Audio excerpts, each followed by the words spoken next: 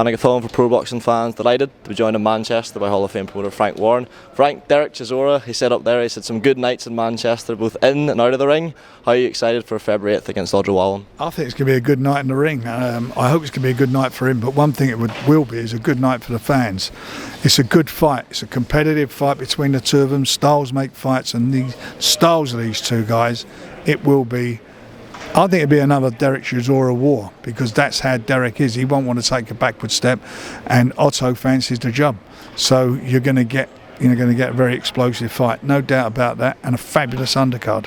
Fans, the media had been under the impression for quite a while that it was going to be Jarrell Miller. A lot of sticky stuff going on with him and Dimitri Salita, not your business. But in terms of in the ring, I mean, Audra Wallen, chalk and cheese to Jarrell Miller. How do you think that fight plays out compared to a potential fight with Big Baby? I think it's a tougher fight in some ways because they're different styles.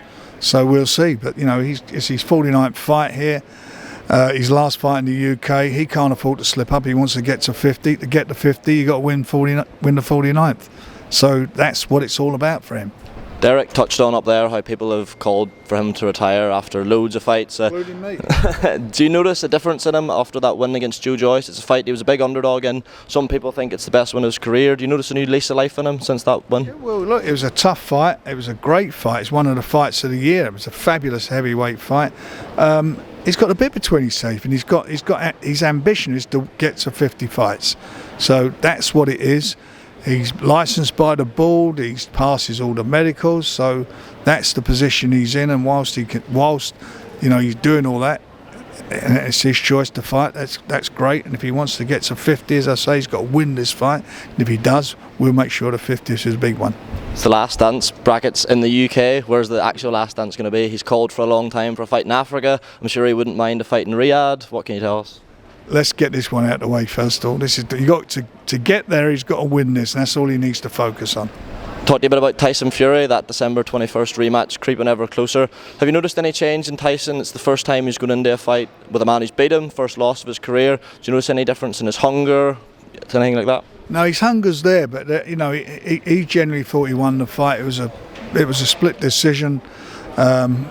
People, there's been a bit of split as well. How people see the fight. It was a close fight.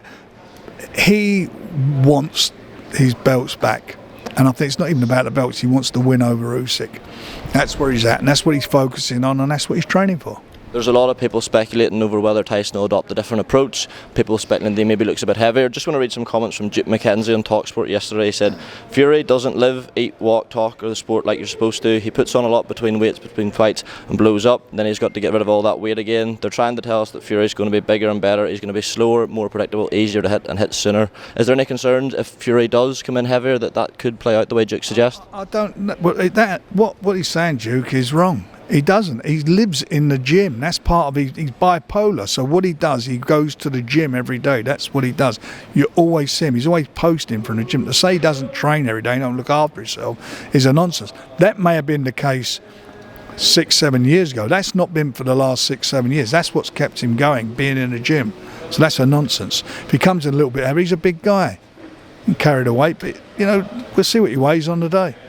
Speaking of the approach he might adopt, we've all been calling for this Anthony Joshua fight for a long time. Eddie seems to want it win, lose or draw for Tyson. Are you getting to the stage now where whoever's fault it was in the past, we haven't had that fight, that you'll just look to make that next for the British fans? It depends what the result of the fight is. I expect Tyson to win, and if Tyson wins, I'm quite sure there'll be a rubber match between him and Usyk. If Tyson does win and it does end up being AJ versus Tyson, would Daniel maybe not feel a bit aggrieved? It was to beat Usyk and then a fight with Anthony Joshua was made. Would Daniel maybe not have something to say about that? AJ can't go straight in anyway. He's got to get a win. He come off a bad loss, so he have to get a win before he can jump in to fight for the world title.